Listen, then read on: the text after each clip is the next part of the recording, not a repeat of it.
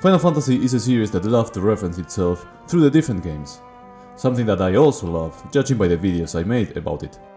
And generally speaking, while creating games independent of each other, they share many elements, like the summons for example. But there are times where the Easter eggs they include surpass their own series and expand to different games, franchises, and even to some pop culture callbacks. And today, I'll be sharing one example per game, from the mainline series at least. My idea here is to focus on those ones that were intended from the creators themselves. There's going to be many instances where the translators are the ones responsible for adding sneaky out-of-place references, especially in big expansive games where there's a lot of flavor text to fill. And while I admit it's really charming, I prefer to talk about the ones included from the original work, if possible of course.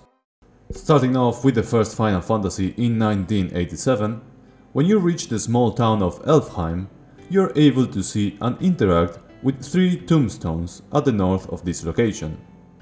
While the first 2 just say a very generic message, the third one will surprise you with the message "Here lies Eldrick." This particular name refers to the protagonist of the first 3 Dragon Quest games, the game that popularized and inspired the JRPG genre, and of course Final Fantasy itself. But interesting enough, that's the English version of the NES game. In the original one, and in subsequent versions like the GBA or Pixel Remaster, the epitaph will say "Here lies Link," the protagonist of the Legend of Zelda series. And while both make sense in terms of iconic RPG series, I think that in a town called Elfheim, populated by elves, a reference to a famous elf boy feels more fitting. Final Fantasy II is next, and this time we are not going to be talking about games. We are going to expand to the world of movies, and even famous personalities, as the inspiration for the main antagonist of the game itself, the Emperor Mateus, has some real-life Easter eggs and references. Have you ever thought why the main antagonist of the game has some unique aspect and design to him that makes him look quite eccentric, instead of, let's say, maybe an imposing armor like Garland had before? Well, this is because this look is inspired by the character known as Goblin King Jareth, from the Jim Henson film Labyrinth, performed by none other than David Bowie, a famous English singer with of course many other inclusions like in the world of acting. In fact, the character from the movie itself was given a multi-layered blonde wig which was reminiscent of a pop star from a rock band, so you can see the classic 80s hairstyle in him, and subsequently in Emperor Mateus' more modern appearances like Dissidia NT for example. And believe it or not, it won't be the only time David Bowie will have some sort of an appearance in the world of Final Fantasy. The last game for the Famicom system was Final Fantasy III, and I have to say, this one was quite tricky to search, but there's something I found quite charming. As charming as these NPCs right here. They are the Dancer Ladies, and they are quite common to find in the older games to have very cute and funny interactions, usually when visiting pubs in different towns. What makes these ladies special in this game is that they will also show you their dance, and you'll hear this tune.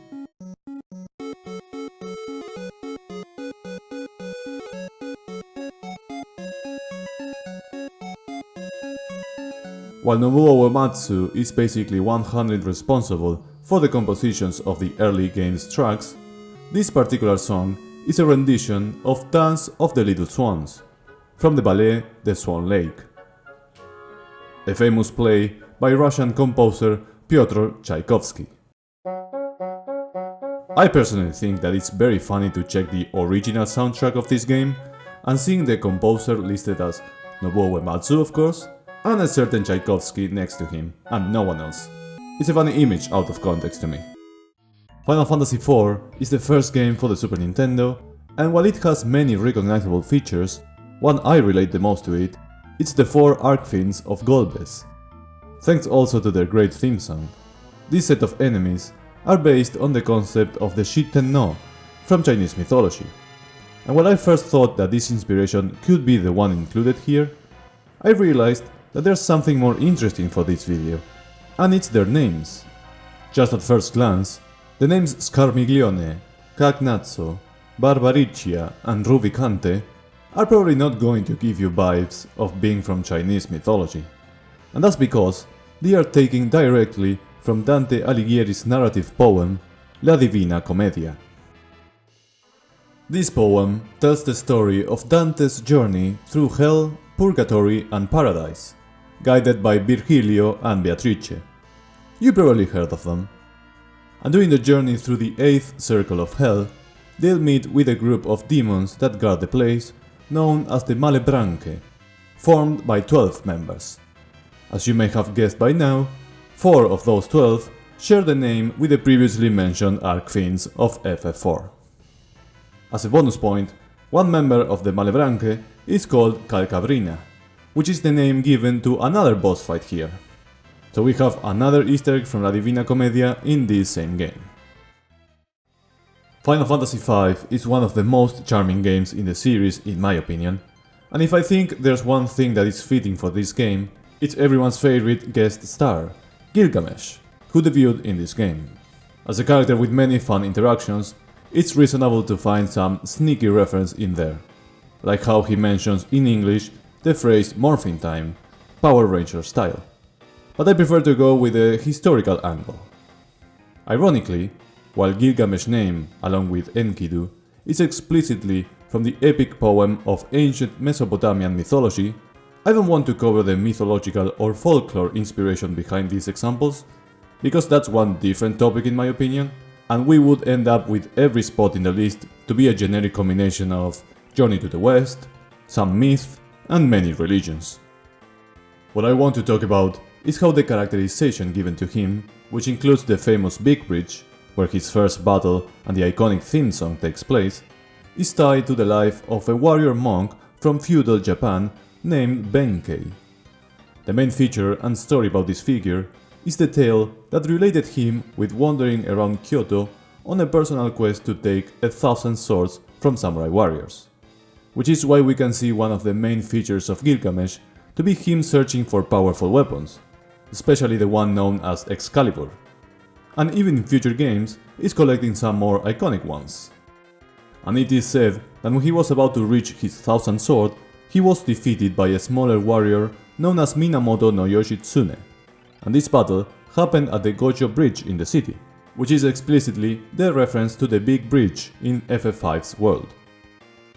I like the historical aspect of Gilgamesh, but if you want something more explicit, we can't go wrong with the moment where X-Death disguises himself as a splinter within the turtle sage Guido, and later he replies in English with the phrase, "You think I sat around 7 centuries munching on pizza?"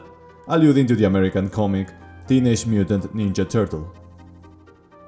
To be fair, you could tell me that this was in the original script and I would totally believe it, so it's a nice shoutout. Final Fantasy VI will give us a fantastic and diverse set of characters, and among them we have the monk of the group, Savin Figaro. His special abilities unique to his job is the one known as Splits, whereby input specific commands will get different attacks from him. The detail comes in the fact that if you input down, right, right, you'll get the attack Aura Cannon, where he throws a beam of light from his hands. This resembles the Street Fighter iconic move Hadouken, as not only the attack is the same, but the input to trigger that special move is the same. And in that same vein, if you press the inputs right, left, right, you'll get the attack Beat Rush, where Sabin will punch the enemy so quickly that his arm will create after images of it, and it also resembling a special move, this time from Ryo, protagonist of Art of Fighting, and mostly known now as part of the King of Fighters, whose technique Sanretsuken is similar looking, and it's also performed with that sequence of commands. As a fighting game enthusiast, I needed to highlight that detail. But to be fair, the most notable Easter egg of this game is probably the one that happens immediately after you start the game, and it's the name of the 2 Imperial troopers that follow Terra in the opening sequence. They are Biggs and Wedge, and they are named after the Star Wars characters, Biggs Darklighter and Wedge Antilles, who ironically belong to the Rebel Alliance rather than the Empire. They later became a staple of the series appearing everywhere, kinda like Gilgamesh. So it's less unique, but it all started here, so it's a shout out to them. By the way, we don't talk about the Three Stooges here. Nowadays, in the world of Final Fantasy VII, you'll probably be familiar with the play Loveless. Rather than the original game, it was thanks to Crisis Core and the insistence of Genesis Shut up! I'm warning you! that this play and its name is in our brain more present. And now, the remake project included it to be more upfront and mentioned many times, to the point that the play itself from God Saucer is a rendition of it, instead of just being a generic one, which I think the original depicted in this section. But in the PS1 FF7, it was briefly mentioned a couple of times here and there, with me personally remembering it because of Sid rambling about it. But you're able to get a hold of some posters advertising the play, and there's something particular about it. For example, here at the Sector 8, right at the beginning of the game. Along the word Loveless on the posters, we can make out that the words are spelling My Bloody Valentine, and a date. And this is an homage to the British rock band of the same name, and their studio album from 1991 called Loveless. As far as I know, the date is unrelated though. So it's cool how what today is a very recognizable aspect of the lore was initially an Easter egg for a rock band album, at least in their posters on the map. Okay, I lied to you. I said mainline games, but Final Fantasy Tactics is the most iconic spin-off of the series, so I lied it here if you don't mind. Because the names of each deep dungeon level, from the original Japanese version, correspond to the movie Apocalypse Now, following the order of the plot.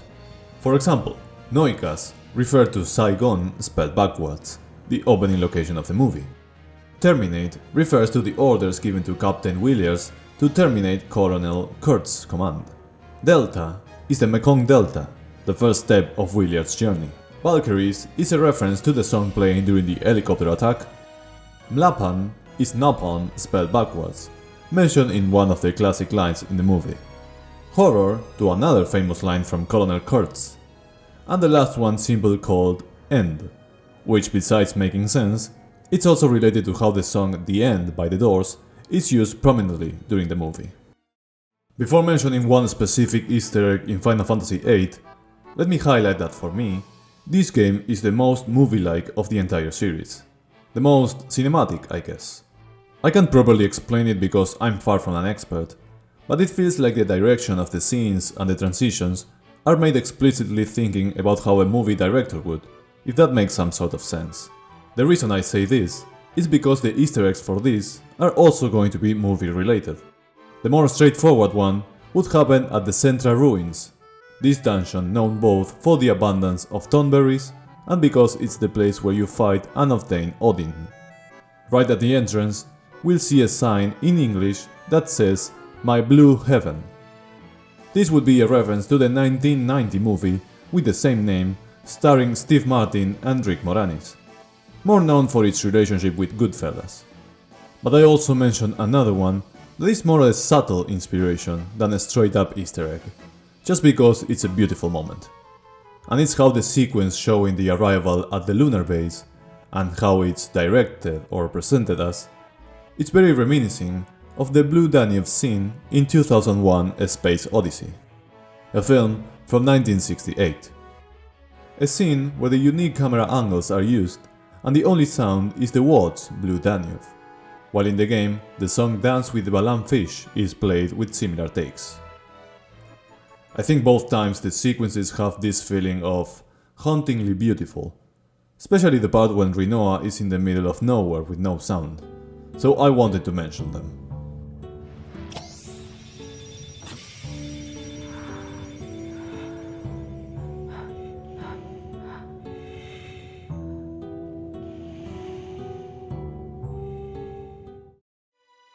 In a similar way, I personally relate Final Fantasy IX with a more theatrical type of game. The art style itself, the setting used after a couple of games of steampunk, and the fact that our protagonist is part of the theater trope Tantalus alludes to this, or at least my impressions. Which is why the Easter egg from this game has to do with very classic theater and literature, more specifically with William Shakespeare. One of the most recognizable writers in history has actually a couple of Easter eggs alluding to him. We can mostly see this at the start of the game in Alexandria, where Tantalus is arriving to perform their play I Want to Be Your Canary, in front of both royalty and nobles and common folks.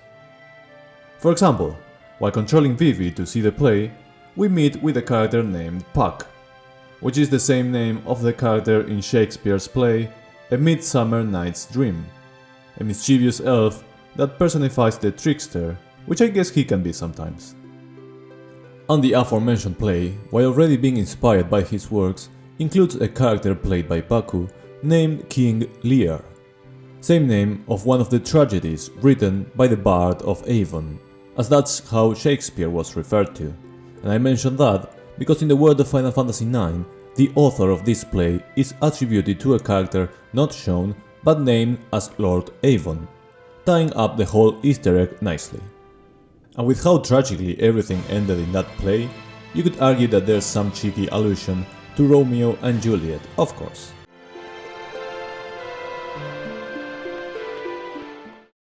Unfortunately for me, when I think of Final Fantasy X, this time it's not about movies or theater or music.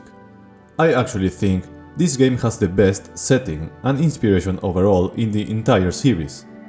There's the more notable Christianity establishment inspiration of Hugh Jevon, for example, but when you see the outfits of everyone around, the locations and the traditions, Yuna's performances, and the concept of the spirits and the dead in the world of Spyra, you notice that there's clearly some big inspiration here that one day I hope to talk in detail because it's incredibly cool. The bad part for me is that this means that most details of these games are purely based on religion, mythologies, and very traditional stuff. So I have to admit, I have to cheat a little bit here and use an Easter egg that appears in the English version of the game.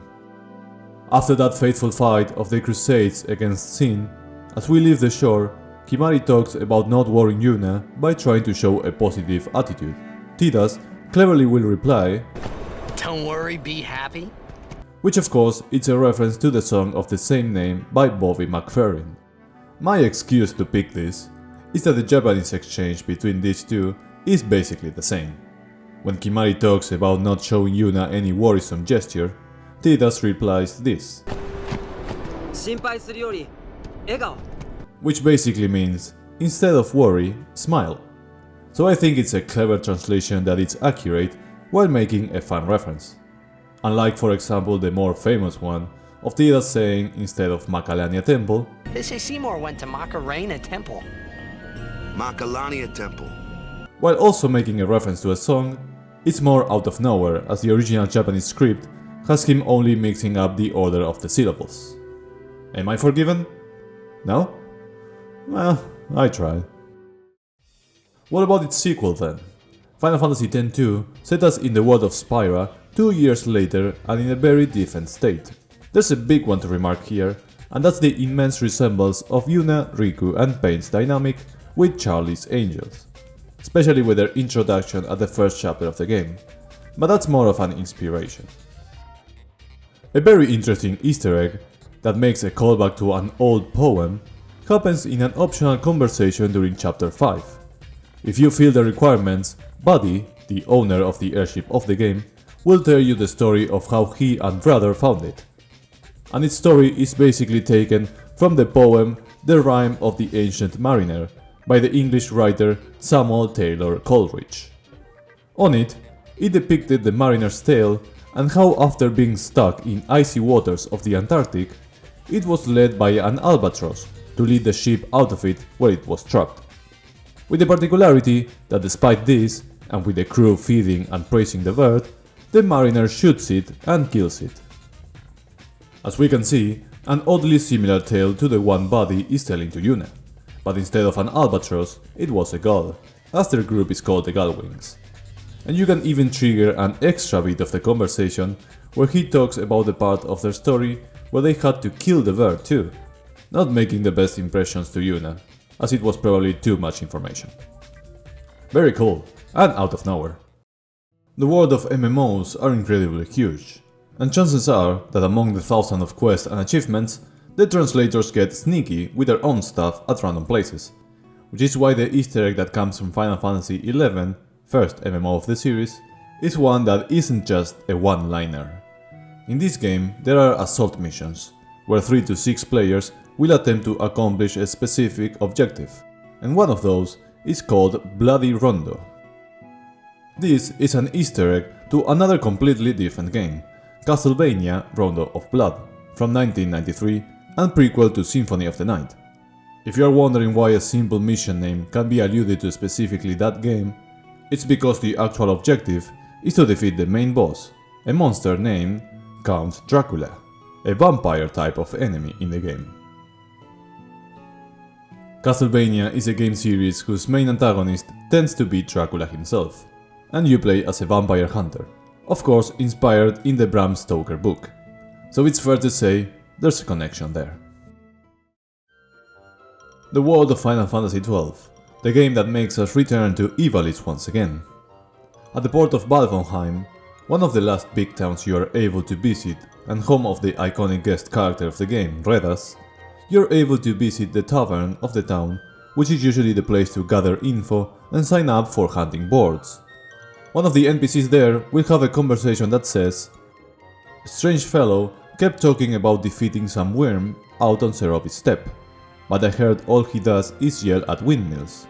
Pity the man that rides with him." This is a reference to the character from the novel originally known as El ingenioso hidalgo Don Quixote de la Mancha, by the Spanish writer Miguel de Cervantes Saavedra. In there, its main character is a man with the dreams of being an epic hero, but he's a little bit delusional, and when he thinks he is defeating big, intimidating giants, he's just attacking the blades of a windmill. Another main feature of him is his famous sidekick, Sancho Panza, which is what this NPC was also referring to when speaking about the man riding along with him. A cute Easter egg that is somehow special to me, for the simple reason that my first language is Spanish, which means they made me read this book back at school. That's it. Final Fantasy XIII, maybe after FF10, is the game whose setting I find the most fascinating to explore. Which means that there's going to be a lot of mythology-inspired elements here, more than anything.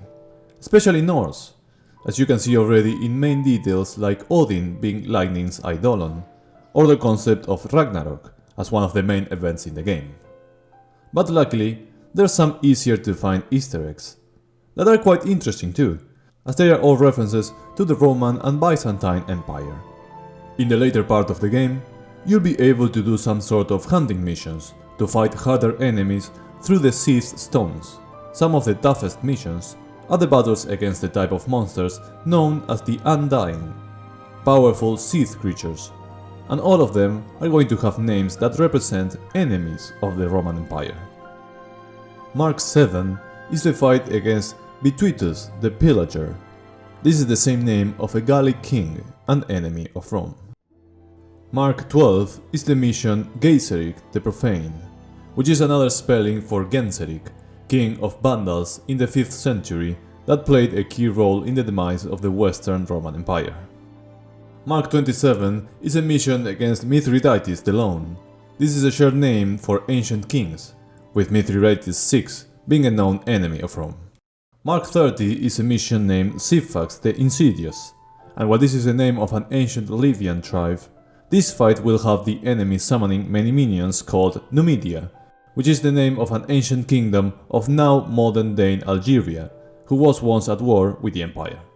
Mark XXXIV against Zenobia the Butcher is a funny one, not because this is the name of a 3rd century Syrian queen of the Palmyrene Empire, but rather because this is what happens.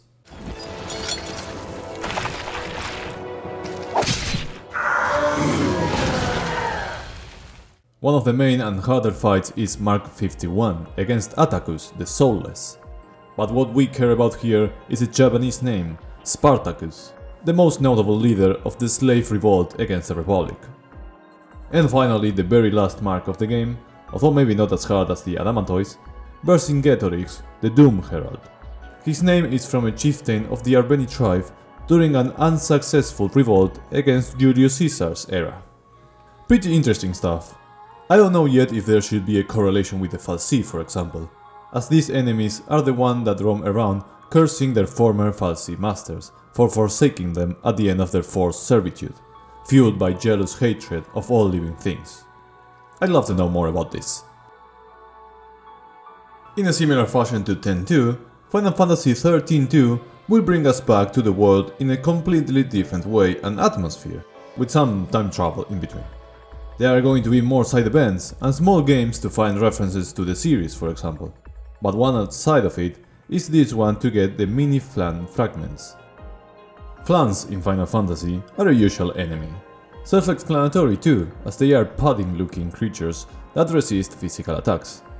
In 13, they look more tomato-colored, so when meeting the mini-flans here, they are going to be a group of monsters that with their different colors and attitudes will be referencing what we know as Power Rangers, but probably more precisely its original Japanese name, Super Sentai. A show where young people turn into these superheroes wearing full outfits, one color each, to fight crime, and personalities as colorful as their looks. Although again, bonus addition here, as a fighting game enthusiast, the DLC character Amador, Lightning Superior, can be a guest member and uses his special attack, which is a callback to Akuma from Street Fighter series and his more iconic super, the Raging Demon. Very cute. The third installment of Final Fantasy XIII is Lightning Returns, personal favorite of mine. The world has changed again, and this time for the worst. But despite the end of the world getting closer, I love it here. One way to connect the 4 main big areas of this game is to unlock them by completing some side quests given to you in this canvas of prayers, which will include mostly loot-related side missions. Those ones that are specific for unlocking the path between each area are given to you by NPCs named Ford, Dent, and Safford. These names are the 3 major characters from The Hitchhiker's Guide to the Galaxy, an originally science fiction comedy radio show that expanded over many forms of media. These characters are Arthur Dent, Ford Prefect, and Safford Beeblebrox. The second MMO of the series, and the biggest, is Final Fantasy XIV, and if we take in consideration the translations for quests and achievements, this is a goldmine for Easter eggs. We could be 30 minutes only showing this.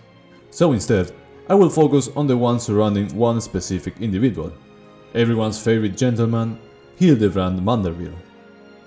He will be the protagonist of some recurring featured quest, with a focus on comedy and featuring some iconic FF personalities, like Ultros and Gilgamesh. So it's a perfect place for making references. And in this case, it will be about The Simpsons, many of them. And what best than to actually show you. They're very slowly getting away! I'm cold and there are wolves after me.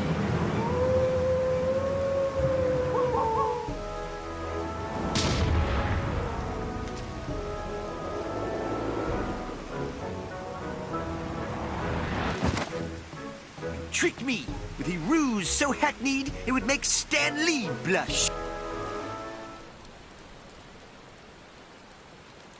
You have just been robbed by the Springfield cat burglar. Cute. It seems that the cat has been caught by the very person that was trying to catch him. How ironic.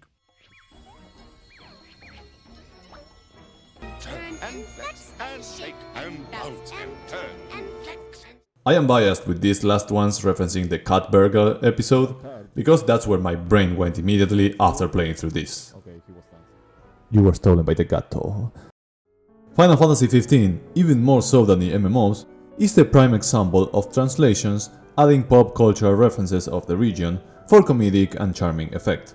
And this guy right here just can't be stopped. It's literally the worst! And why did it have to be a snake? Wars. Huh. What are they good for? Wonder if All work and no play? makes Cygnus a dull boy. So, let me properly pick one that exists in both languages in their own way, during the Assassin's Creed event. In English, Noctis will trap the antagonist of this segment by saying the phrase, Your friendly neighborhood assassin. Which of course is a Spider-Man reference, as that's how he calls himself. But what's the Japanese version? Well, he'll say, just a passing through assassin, which is also a catchphrase, but from the TV show Kamen Rider Decade, a superhero franchise similar to the Power Ranger one, but with specific themes around it. So it's cute how both have their own Easter egg according to what is more known in each region. A great localization example. And the latest mainline game of the franchise is Final Fantasy XVI, an epic tale that follows the story of Clive Rosfield, and whose script was written in English, so I don't have to worry that much this time. One Easter egg I found fitting was the moment where Clive goes undercover in Dalimil.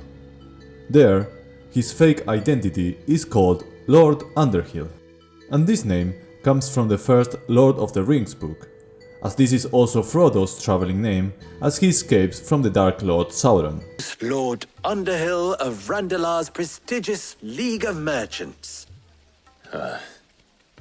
Lord Underhill, at your service. I think that finishing with a very specific Easter egg to a Tolkien book, an author who inspired the entirety of Final Fantasy and the RPG genre in a more conceptual sense, is a nice touch in my opinion. So in summary we have the mention of The Legend of Zelda or Dragon Quest, a movie from Jim Henson starring David Bowie, music from The Swan Lake by Peter Tchaikovsky, names from Dante's La Divina Commedia, historical figures and events from feudal Japan, iconic original fighting game special moves and commands, a studio album name from the rock band My Bloody Valentine, the plot of the 1979 movie Apocalypse Now, a couple of movies like My Blue Heaven starring Steve Martin, many mentions to William Shakespeare and his works, a line from the song Don't Worry Be Happy, the poem The Rime of the Ancient Mariner by Samuel Coleridge, the game series Castlevania, specifically Rondo of Blood, the character and novel Don Quixote de la Mancha, historic figures enemies of the Roman Empire, a group of Power Rangers or Super Sentai series, the major characters of Hitchhiker's Guide to the Galaxy, a handful amount of episodes from The Simpsons, Spider-Man and Kamen Rider catchphrases at the same time, and a nickname taken out from Tolkien's Lord of the Rings. Thank you very much for watching, enjoy some Final Fantasy, and I'll see you later. Love you!